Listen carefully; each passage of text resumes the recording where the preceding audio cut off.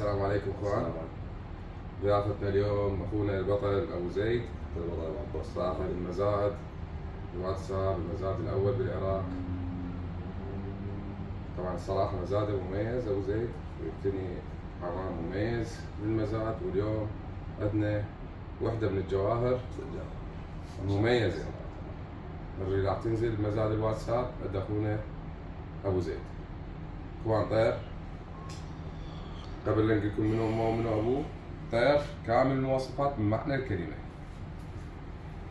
هذا الطير طبعا انا صراحه لي الشرف انه اصور هيك طير واقلب هيك طير وانصح اخواننا الهواة به. هذا الطير اخواننا، هذا الطير مو الي، صح ابو زيد؟ اي معك الله رسول. بس انا اتعاتب عليه هذا الطير، انا صورته وانا اتعاتب عليه، وانا قلت له اريد اصوره وانزله المزاد. دين ما شاء الله عليه كامل المواصفات، من نعومة ريش، من ريشه، من جنح، من عضله، من ظهر، زين، يعني كامل مواصفات بمعنى الكلمه. طير خارق، الله شاهد. ابن الاولمبيك ليج، الاول ناشونال اي سي بي جي كي بي دي بي، واول اولمبياد بنفس السنه الاولمبيك ريكو. الطير المميز اخوان، الاولمبيك ريكو اول ناشونال، اول اي سي بي جي، اول ناشونال اي سي بي جي، اول اولمبياد بنفس السنه سباق الافراخ. اختم بال 22 رابعه ناشونال كي بي دي بي. احفاد الاولمبيك ريكو طاروا من عنده ستة المركز اول باول سنه له. احفاد الاولمبيك ريكو ان شاء الله عندنا موضوع عليه.